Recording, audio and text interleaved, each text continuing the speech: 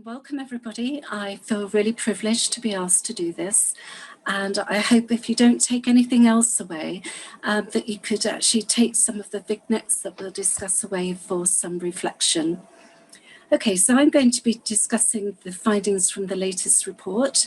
It's actually released in January, but the publication date was December 20, and that was us reviewing the deaths between 2016 and 18. Right, so women with epilepsy, what's been happening behind the scenes in the last few years that have really made a difference, and why this stands out, this report, is because the MBRRACE report in 2013-15, which was published in 17, identified that more women die from epilepsy during or after pregnancy than women with pregnancy hypertension. And also there'd already been guidelines that were due to come out that had just been published from the Royal College of Obstetrician and Gynecologists, Epilepsy and Pregnancy. So there were some pivotal things going on that we felt would be making a difference with the number of deaths. And then there was the anti-epileptic monitoring in pregnancy study, we called it the EMPIRE study, where it's the largest study in women with epilepsy, and over 500 women were recruited. And I'm sure some of the listeners may have been involved with that, as I was, in two sites, one running it and one as prescribing support. And then most recently, we've had the influence of what's been happening with sodium valproate that used to be a mainstay drug for some of the generalized epilepsies. And there's now a pregnancy prevention program for that. And each year that information's been reinforced, but women actively discouraged from having babies whilst taking this drug. But it's also denied many women the opportunity of having a drug that potentially may have controlled their seizures better. So we felt there may be a reflection because of this. Sorry. So let's have a look at mortality. I've put the slide like this because when we think of maternal mortality, we actually think of during the pregnancy and up to 42 days later. But you can see there's disparity here because in the 2016-18 report, which has just been published, it looks like the same deaths as in the 2009-12 report, which is absolutely right. But what's actually happened this year is they've collated the figures together of women who very sadly died from 42 days to 12 months. So I've listed that as a separate column because so as not to confuse people and where the statistics come from, whereas the 2016-18 figures were actually just up to 42 days. So why is it important to include up to a year? Well, it's pivotally important because actually, as an epilepsy specialist, I worry about women in the postnatal year. It's not that I don't worry about them during pregnancy, but I'm even more worried. And that is because of some, key things that happen when we become mothers and we've got a baby waking us from sleep and maybe not always putting ourselves first. So what was startling from this report, there were 18 deaths due to sudden unexpected death in epilepsy, which was actually a doubling from the previous report. And very sadly, 2 women drowned and 2 women died of status epilepticus. So what is SUDEP?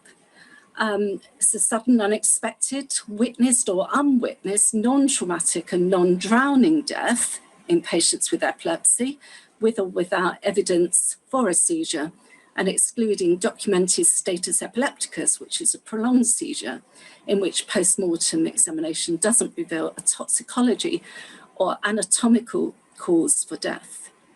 And when we look at the evidence from what's been happening in the previous years, I have to say there has been an improvement in the post-mortems as well, in so much we have an expert doing the post-mortems now, and many deaths previously weren't categorised as SUDEP that probably should have been. So that's also made a difference. I'm going to go through this vignette with you. This is a woman who had learning difficulties, and I've highlighted for you for the benefit of when you come to do the next ones yourself, the red flags for me, reading this as a specialist. So she had an increased risk of seizure frequency in the first trimester. She discontinued her lamotrigine over concerns it might harm her baby.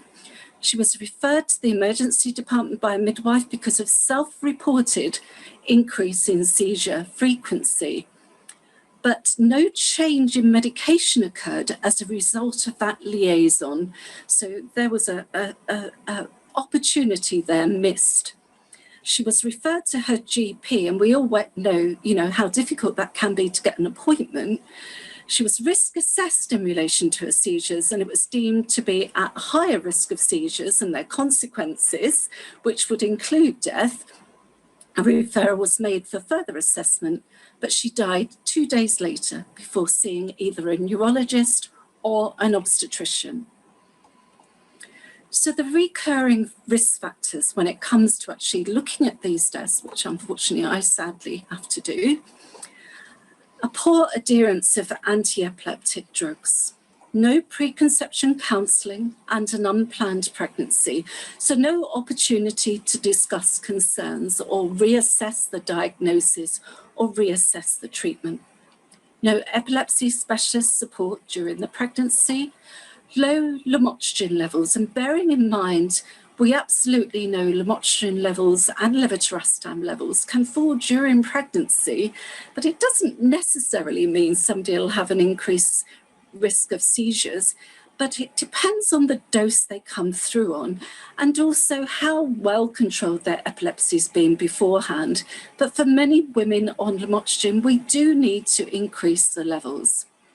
No safety advice provided and no SUDEP risk minimisation discussed. And delay in multidisciplinary team communication, changing medication doses, and no actions when women report seizures. And sleeping prone and alone, and if you take nothing else away, just think of what a risk factor this is. Somebody laying on their tummy, which you're not going to be doing at 36 weeks gestation, but you might be in the first trimester when you're vomiting up your anti-epileptic drugs and you don't have a bump to stop you laying on your tummy. Difficult living situation, learning disability, isolated in the BAME communities, and difficulty with speaking or writing English language. And Sue already showed you the report, the snapshot of the report, and you can see nighttime seizures, uncontrolled seizures, inadequate medication, so ineffective medication or dosage. So the recommendations from the report was SUDEP risk assessment and minimisation, but that really needs to be done before the pregnancy, during the pregnancy, and after the pregnancy. And women on board doing their own risk assessments as well. Early referral, particularly for unplanned pregnancy, to optimise anti-epileptic drugs. I have to say, as somebody specialising in women and preconception and pregnancy counselling, I do like the partner to know about pregnancy first, but I like to be next on the list because I need that contact as soon as that woman's pregnant, because the influence of the hormones and how they feel about taking the medication or whether they're vomiting can happen at a very early stage and often before the booking appointment.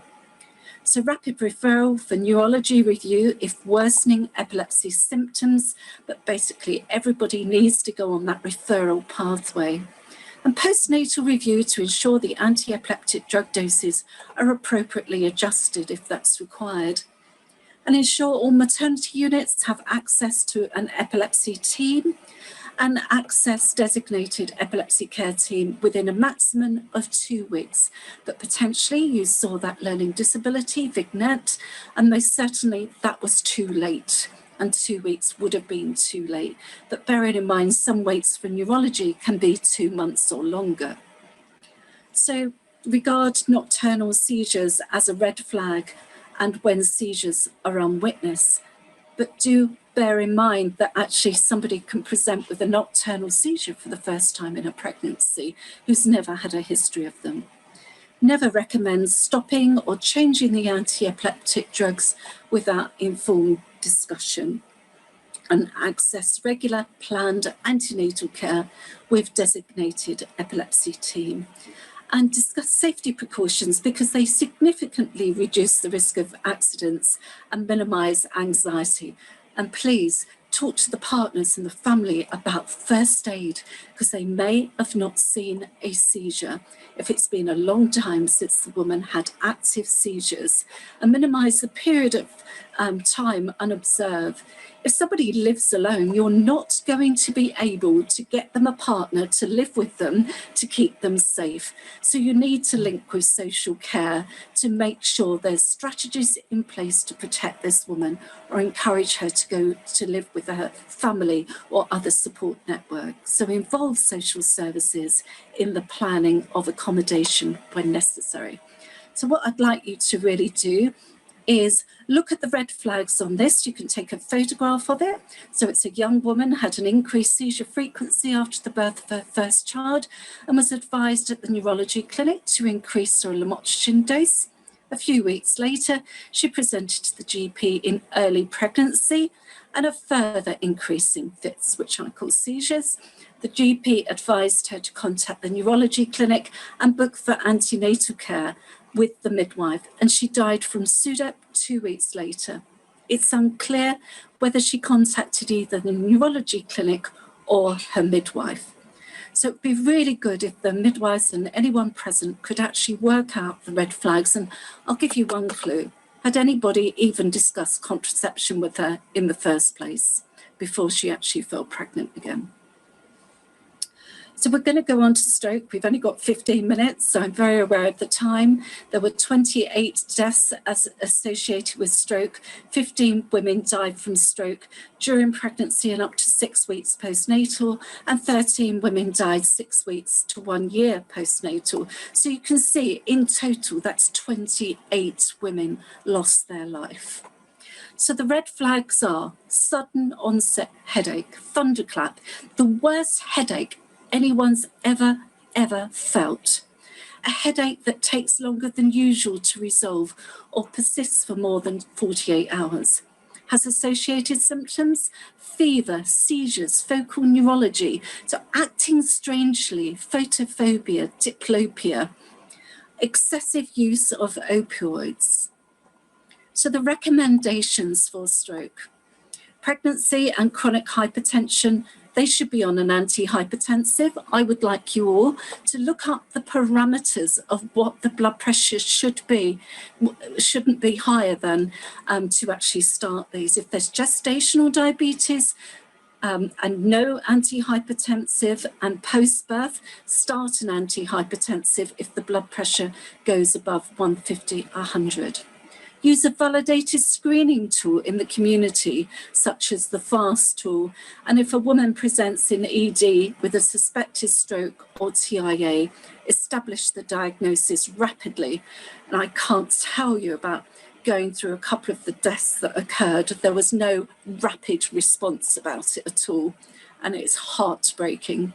But do the Rosier mnemonic for the ED. So let's look, could the outcomes have been different in the cases that we reviewed? Well, most certainly they could have been in the majority of cases, and that's 13 cases, so 68% for epilepsy and 9 cases for stroke. But also 4 where improvements of care probably wouldn't have made a difference, and 7 for stroke. And only 2, isn't that sad, where we identified good care with epilepsy, and 10 for stroke. So if you'd just like to photograph this last vignette to reflect on, I won't read it out to you, But what I want you to look at very carefully is the witness seizure followed by bizarre behaviour. Now, as an epilepsy specialist, I can tell you there is some really bizarre behaviour that can occur, especially from a focal seizure, which is what this would have been, because it was a symptomatic provoked seizure from a subarachnoid hemorrhage. And the people who witnessed made this woman sit in the waiting room of the ED department after being taken in by ambulance for 90 minutes, thinking this was functional, and it wasn't functional. She was actually dying at the time. It was heartbreaking, honestly. So there's some links to leave you with. I know it's a whistle-stop tour. There's lots of information on my website that links up to all these tools. They're all freely available. Many of us do lots of work for SUDEP Action. Do download the professional SUDEP Action checklist. And Epilepsy Society have some excellent safety and risk assessment apps, as do Epilepsy Action.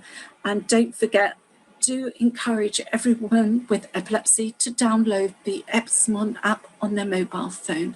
And that's all the links. And thanks once again, Sue, for asking me to do the presentation. Thanks for watching this video from the Maternity and Midwifery Forum. For more expert opinion and analysis, hit the button below to subscribe.